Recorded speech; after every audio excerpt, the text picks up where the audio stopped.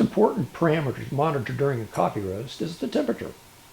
You can monitor the color and sound, but if you know how quickly the temperature is changing and what the temperature is, it tells you the most what you need to know about the progress and the success of your roast.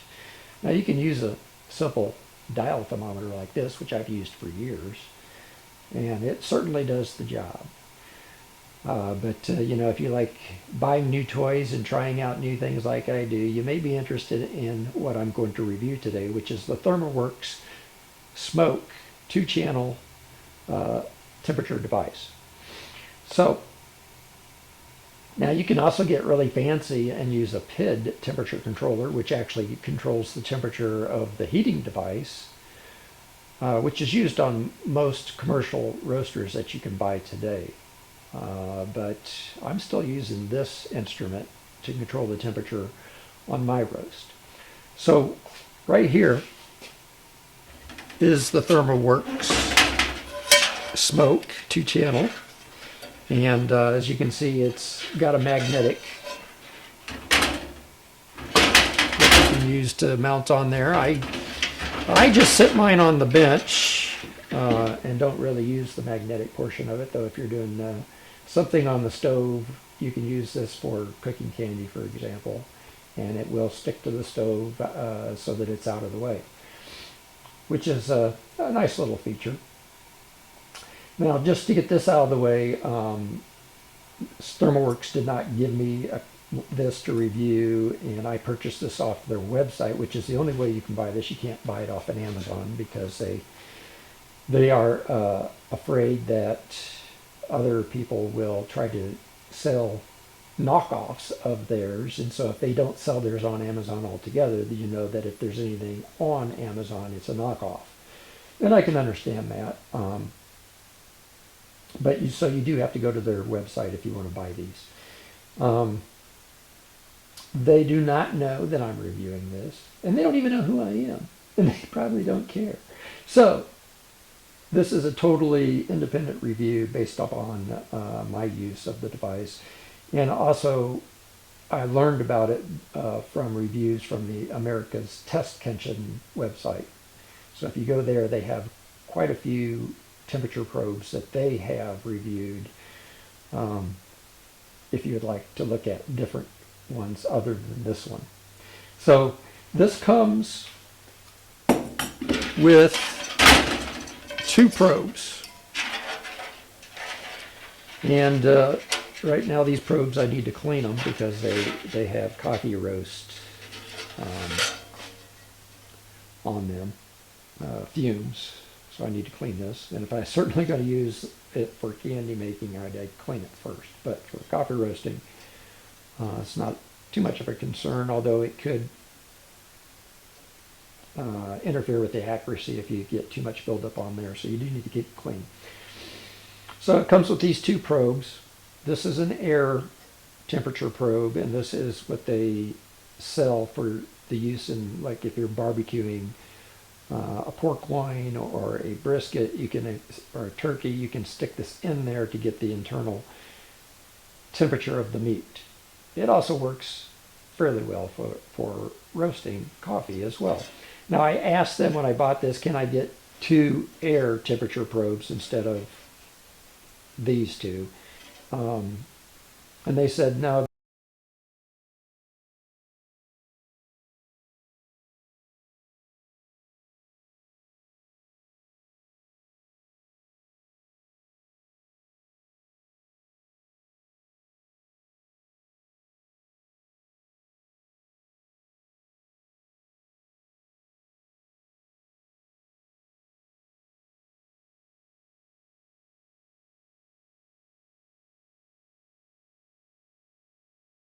It comes prepackaged, and here's the package that it came in, and so they're obviously not going to repackage it just for what I want. And you can order a second air temperature probe if that's what you want.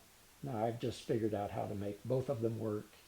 If I'm roasting 2 coffees at the same time, I can use both of them at the same time because it actually reads out on here both temperatures on here. And it also comes with this receiver that you can take with you and carry it around.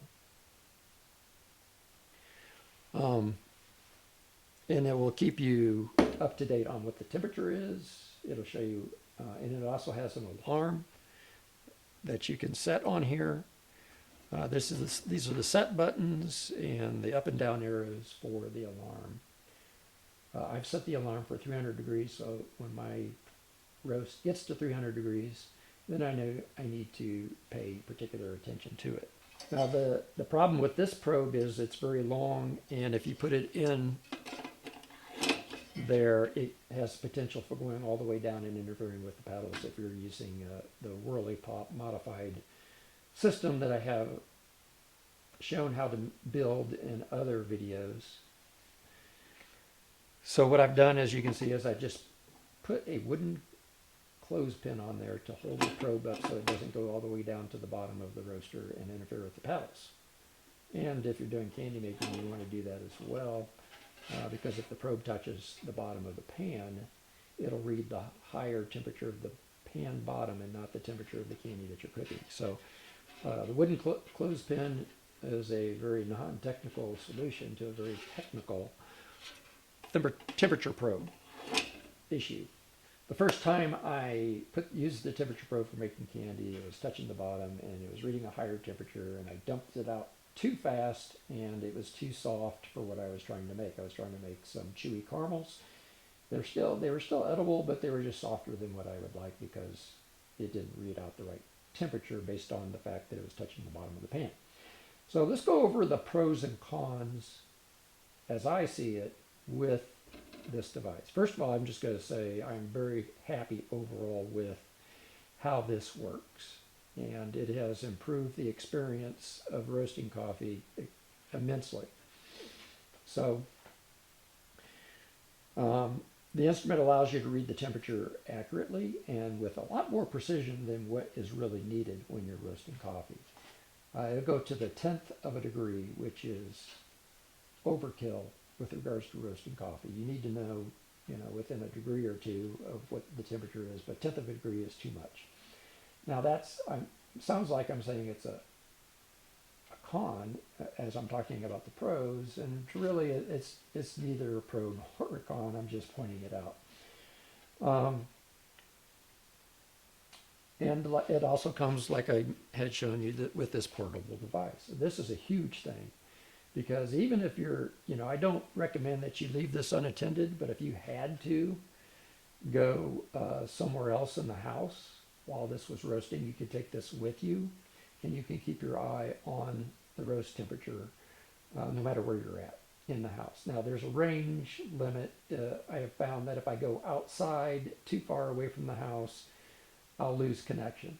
But as long as you stay in the house, if you have a moderately sized house, our house is not a small house, it's not a huge house, but just a normal average house. Generally, also the number of walls that you have to go through, the signal has to go through, will determine how far you can go away as well. And I imagine that once you go outside, the insulation and the siding on the walls really limit the ability of the signal to go outside. So I think that's the major limiting factor for this with regards to its range. So this is a great thing. Like I said earlier, you can set an alarm on here, which is also a great thing. Obviously with this, the only alarm you're going to have is if you're looking at it at the time that you need to know what temperature it is. So there's no alarm with something like this. It will tell you what the temperature is, but that's it. Even if you don't leave the room, let's say I stay in this workshop garage that I'm in right now where I roast my coffee, and I'm doing something else and I'm getting preoccupied with cleaning or organizing or just maybe in a little project that I'm working on, this alarm brings your attention back to the roasting when you may have just forgotten about it. And believe me, at my age, it's very easy to get distracted and forget about something. And frankly, even at a younger age. That happens to me quite a bit. So age really doesn't have a lot to do with it if you get distracted. So that's a great thing if you don't want your beans to turn into little black carbon bits. So the portable device is excellent. Excellent addition. It's not only just having a very, just because it's electronic and has a readout, that's just a slight improvement over a dial temperature, because the dial temperature tells you what the temperature is. It's just not running on batteries and all fancy with an LCD readout and everything. Although what I have found is that because there's two temperature readings on here at the same time, and if I'm doing two roasts at the same time, I can tell if I don't have the heat quite up high enough on one roast versus the other. I could do that with the dial temperatures, but it's not as evident because the dials are farther apart from each other and you can't really look at them at the same time. Whereas if you're looking at the temperatures on this, they're both right there at the same time, and I can say, oh, well, this roast is a little slower, I need to speed it up, or the other one's too hot and I need to slow it down. And so I kind of found that as a side benefit to having both the temperatures in the same location on the device.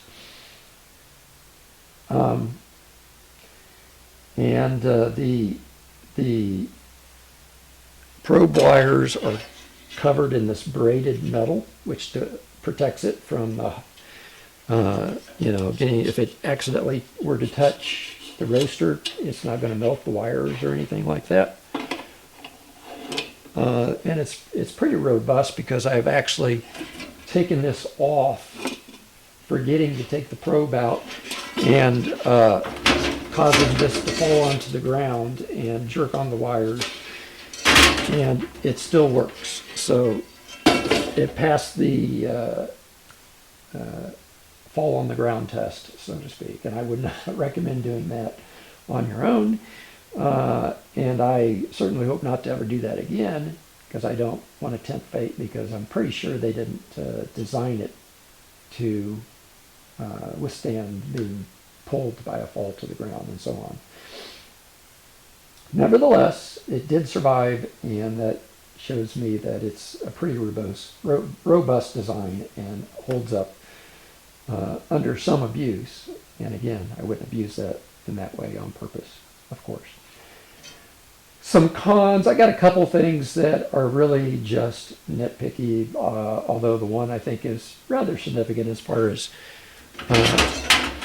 from the workflow, ease of use of it. The most used button on here, which is the on-off button, is not located on the front, it's located on the back. And when you've got all these wires hooked up to it, it can make it cumbersome to have to pick it up and turn it over and turn it on, and then when you want to turn it off, pick it up again, find the button and turn it off, and then set it back down. You would think that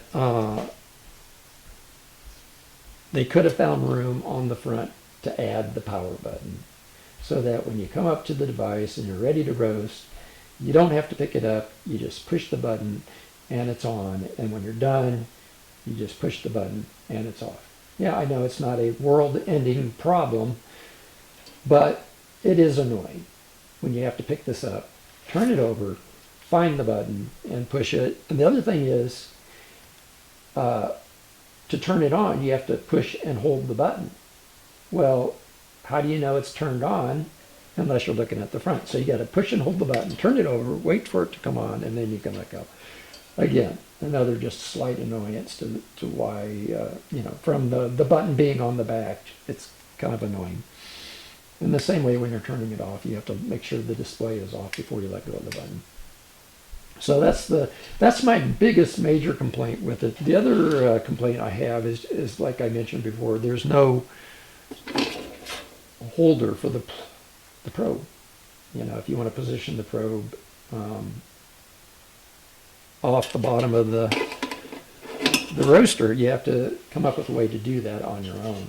And obviously, Thermoworks doesn't sell these for coffee roasting, but they do work for coffee roasting very well, and they should sell them for coffee roasting, but they don't. But they do sell them for candy making, and again, for candy making, you would want a probe that is suspended off the bottom of the pan. So therefore, they should include a holder for the probe, and they don't. So that's another nitpicky thing that I have on the fact that they don't supply something to help you position the probe where you want the probe.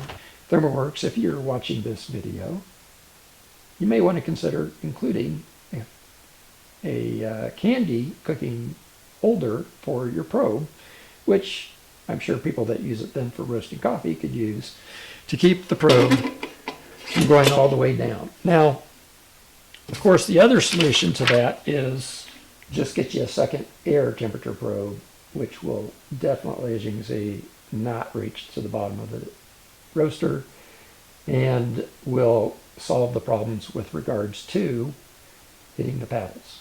Now, this is an air temperature probe, so you can't use it for candy making. So if you want to use it for both, you're definitely going to want to keep the spike probe that comes with it. We're not here to talk about candy making. We're here to talk about coffee roasting. So how does it work when you actually use it? Let me turn this on. Wait a second, I got to turn it over. Find the button, and oh, all right, there it's turning on. You can hear it beep, and you can see the temperatures on both probes are both reading 62 degrees. And the one is now just, they're going up to 63. But you can see that as far as the different types of probes, they still read the same temperature. So I don't feel at the moment like I need to go out and buy a second one of these, because they both work. Using the clothespin on the longer one seems to work okay. And so when you just start roasting, you know, put your probes in there, and it will keep up with the temperature. The temperature updates every 6 seconds, so if you're somebody that wants the temperature updated more frequently than that, then this is not for you. But for coffee roasting, every 6 seconds is certainly frequent enough to keep you updated on the temperature. There's also a slight delay between this device and the receiver. I've noticed of a few extra additional seconds, so the receiver is going to be as much as maybe 10 seconds behind what the actual temperature is. But again, 10 seconds is not going to make or break a coffee roast. It does have a calibration on it that you can use. I haven't messed with that, but you know, you can put the probes in boiling water to calibrate them to make sure they're reading the temperature they should be reading based upon the atmospheric pressure where you live. Like if you lived in Denver, it's going to boil at a different temperature than if you live at sea level. So just take that into account if you do that calibration. All of that is explained in the manual that comes with it. And so I would like to hear if anybody else is using one of these devices, if they're using a different device, how they like it. If you're using this device, how you like it, and any problems or tips or any other issues that you can think of that you can share with us, put them in the comments below.